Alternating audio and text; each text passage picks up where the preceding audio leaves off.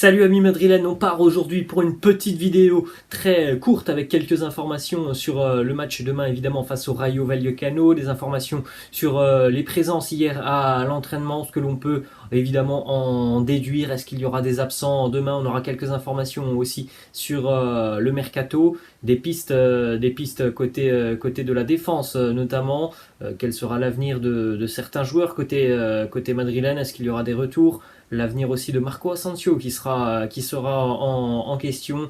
On aura quelques stats aussi dans quelques instants sur le Rayo Vallecano, un adversaire qui semble prenable pour le Real Madrid demain. Et c'est une journée de Liga qui peut s'avérer très importante dans la course au titre. On va regarder dans quelques instants le programme. C'est un programme important puisqu'il y aura aussi une très très grosse affiche pour le FC Séville. Ça sera dimanche. Mais premièrement, tout de même les amis, on va démarrer avec les deux unes des quotidiens madrilènes, le quotidien Marca et le quotidien AS. Les deux unes évidemment font leur première page sur les événements qui se passent en Ukraine. On souhaite évidemment que toutes ces tensions puissent évidemment avancer favorablement, que cette guerre qui vient de démarrer puisse se terminer le plus rapidement possible. Et évidemment du côté du Real Madrid, on a un joueur qui est quand même concerné par tous ces événements dans son pays natal. C'est le second gardien du Real, Andriy Lunin, le suppléant de Thibaut Courtois de nationalité ukrainienne. Hier, il a vraiment reçu des encouragements de tous ses coéquipiers.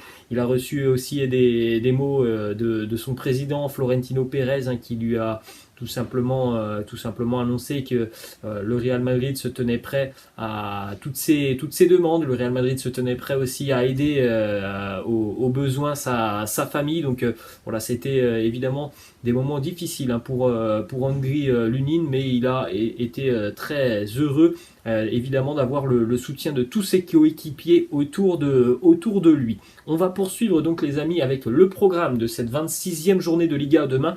C'est une journée vraiment importante parce que du côté du Real Madrid, on pourrait faire vraiment un très grand pas vers le titre ce week-end. Évidemment, déjà, il faudra s'imposer demain du côté de Vallecas face au Rayo Vallecano. On rappelle, samedi 18h30, le Real sera donc au Rayo Vallecano. Et puis donc une affiche importante aussi sur cette 26e journée de Liga, c'est le principal concurrent du Real Madrid, dimanche à 16h15, le derby sévillan entre le FC Séville et le Betis. Pas forcément d'avantage pour les deux équipes puisqu'elles ont joué hier en Coupe d'Europe, en Europa League pour les deux équipes sévillanes.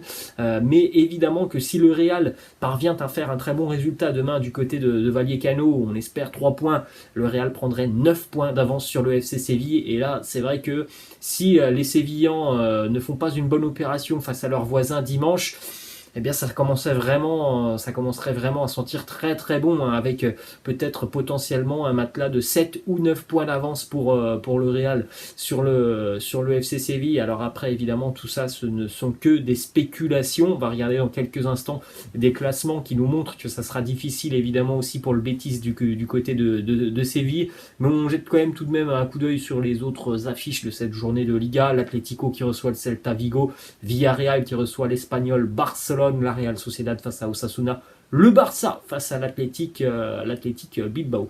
On va jeter un coup d'œil donc les amis au classement sur les 5 dernières journées en Liga. Première information déjà, ça c'est plutôt positif. Le Betis Séville qui est en tête sur les 5 dernières journées de Liga, 4 victoires, 1 défaite. Le Real est en deuxième position, 3 victoires et 2 matchs nuls. Donc les hommes de Manuel Pellegrini vont se déplacer quand même du côté de leurs voisins, du FC Séville, avec une forme quand même qui est assez impressionnante. C'est la meilleure attaque aussi, le Betis, sur les 5 dernières journées de Liga. Et vous pouvez le constater au milieu de tableau, 11e position, le FC Séville qui en ce moment ne gagne plus. Voilà, c'est difficile pour les Sévillans. Ils n'ont pas perdu, mais ils ne gagnent plus beaucoup, les Sévillans.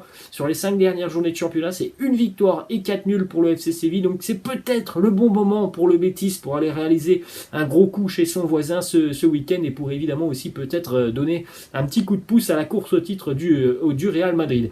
On va jeter un coup d'œil aussi les amis au classement des équipes à domicile en Liga cette saison. Bon là par contre c'est avantage au FC Séville évidemment évidemment, les Sévillans n'ont toujours pas perdu le moindre match cette saison à domicile. 12 matchs, 9 victoires et 3 petits matchs nuls. L'une des meilleures défenses aussi à domicile, le FC Séville. Donc voilà, on a vraiment un match qui s'annonce intéressant ce dimanche du côté de Séville, et un match qui est vraiment aussi très important dans la course au titre pour le Real Madrid. Les amis, après avoir parlé de ce match entre les deux équipes sévillanes, on regarde aussi les informations qui concernent le déplacement du Real, donc du côté de Vallecano demain. Regardez, hein, c'est un match qui sera compliqué évidemment pour les Madrilènes, puisque déjà premièrement le Rayo Vallecano à domicile, c'est une équipe qui est très très très solide. Regardez, 12 matchs, 8 victoires, 2 nuls, 2 défaites. Les 2 défaites, ça c'est un petit point positif quand même, les 2 défaites c'était sur les 2 dernières journées de Liga. On a un Rayo Vallecano depuis le début de l'année 2022 qui semble être un petit peu plus en difficulté. Ils avaient été très impressionnants sur la phase aller, jusqu'à la fin du mois de décembre. Ça va moins bien quand même du côté du Rayo depuis le début de l'année 2022. 2 défaites consécutives à domicile face à Osasuna et face à l'Athletic Bilbao. En ce qui concerne les 5 dernières journées du Rayo Vallecano, là aussi des grosses difficultés pour l'équipe de la banlieue de Madrid. 19e sur les 5 dernières journées le Rayo, un petit nul, 4 défaites, la pire attaque de Liga aussi sur les 5 dernières journées, avec 2 buts inscrits pour 9 buts encaissés. Voilà, ce sont des statistiques qui montrent que cette équipe du Rayo, elle traverse une période actuellement assez compliquée, et évidemment pour le Real demain, il ne faut pas passer à côté de cette occasion tout simplement de tout simplement enfoncer cette équipe du Rayo, surtout, et aussi évidemment de prendre des points, et encore une fois de mettre de nouveau la pression sur le FC Séville. Quelques images du groupe, de l'entraînement de la veille aussi côté madrilène. Première information, le grand retour à l'entraînement de Fede Valverde, on le sait, touché notamment par une gastro-entérite. Il était de retour à l'entraînement hier, ce qui peut nous laisser penser que Fede Valverde sera apte à disputer cette rencontre demain face au Rayo. Évidemment, après, ça sera les choix de Carlo Ancelotti. Est-ce qu'il y aura de nouveau un petit turnover au milieu de terrain? Ça, évidemment, pour le moment, on n'en a pas la certitude. On aura les compositions d'équipe probables demain matin. En ce qui concerne 2 autres joueurs hier, David Alaba et Toni Kroos se sont entraînés à l'extérieur des installations, donc en salle, du côté du gymnase, du centre d'entraînement. Le pourquoi du comment, pour le moment, on n'a pas la réponse. On a vu un David Alaba aussi qui s'est entraîné en début de semaine à l'extérieur des installations. Pour Toni Kroos, il avait débuté la semaine avec le groupe, donc hier, voilà. Les 2 hommes n'étaient pas présents avec le groupe collectif. On aura certainement des informations dans le courant de la journée sur l'entraînement. Petite info d'ailleurs, les amis, conférence de presse cet après-midi de Carlo Ancelotti. Évidemment, conférence de presse d'avant-match face au Rayo Vallecano. Je vous donnerai les informations et les déclats dans la vidéo de demain matin. Et puis on se retrouvera normalement dans la soirée demain pour un petit débrief de cette rencontre. On va continuer les amis donc avec 4 petites infos. Déjà, premièrement, selon toute vraisemblance, ça c'est une information plutôt positif pour le Paris Saint-Germain à quelques semaines du retour de Champions League. Normalement, la finale de la Ligue des Champions, donc, qui ne se jouera pas à Saint-Pétersbourg, étant donné ce qu'il se passe entre la Russie et l'Ukraine, la finale de la Champions League a de très très fortes chances de se jouer au Parc des Princes du côté de Paris. Donc c'est quand même évidemment une petite info très importante. Le Paris Saint-Germain aura aussi là certainement un supplément d'âme du côté de Madrid, avec cette ambition et cette envie de rejoindre pourquoi pas la finale qui se jouera au Parc des Princes.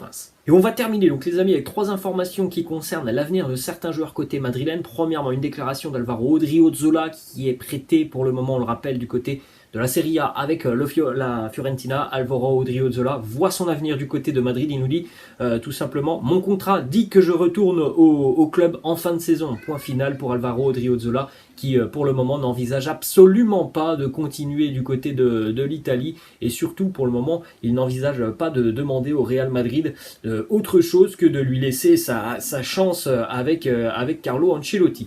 Ensuite, en ce qui concerne Dani Carvajal, un élément important, Dani Carvajal, mais un élément qui pose problème quand même. On voit parfois certaines lacunes, on le voit aussi régulièrement blessé. Du côté du Real Madrid, le quotidien Marca annonce tout de même que le Real a une confiance aveugle en Dani Carvajal et que pour le moment, du côté madrilène sur le mercato, on ne bougera pas pour recruter un autre latéral. Moi, c'est une décision qui me surprend un petit peu.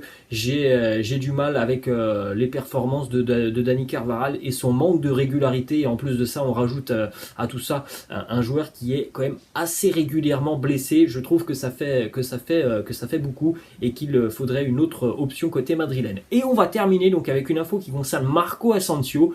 Le Real va négocier jusqu'à l'issue de la saison pour prolonger le contrat d'Asensio. Si jamais il n'y a pas d'accord, eh bien il se pourrait que le joueur soit vendu cet été. Le Real estime que Marco Asensio pourrait revenir à 50 millions d'euros, donc ça pourrait être un gros chèque pour le Real Madrid. Mais pour le moment, côté madrilène, on le rappelle, l'option est toujours de prolonger le contrat de Marco Asensio avant la fin de saison. Voilà les amis, la fin de cette petite vidéo. J'espère que ça vous a plu. N'hésitez pas comme d'habitude à lâcher un petit pouce bleu.